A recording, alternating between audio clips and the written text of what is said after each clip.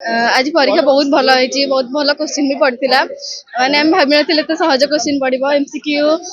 Subjective objective सब भल question पड़ता। हाँ सब्जेक्ट टे टाइम पाइलानी किंतु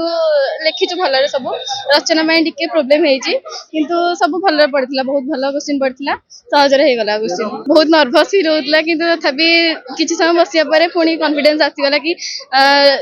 एत पिला भी ना कि आम लिखिपारे भलरे से टीचर भी नथिले किंतु जति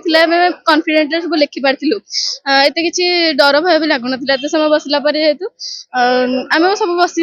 बसिकी सब पाठ को मन पकाउथलु, सब मन पकई लिखुथलु सब पाठ। आज जो बोर्ड आम निष्पत्ति नहीं कि 1.5 घंटा पूर्व आसिक स्कूल पहुंच से बहुत भल स्वागत योग्य कारण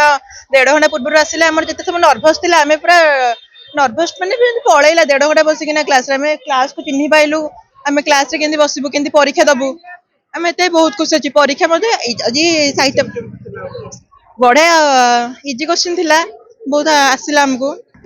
आगु अच्छी आमर शुक्रवार दिन इंग्राजी अच्छी सोमवार अच्छी गणित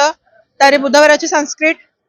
तापर अच्छी एससीपीएसएल एवं हिस्ट्री जियोग्राफी आगु को आशा अच्छी परीक्षा भल हम।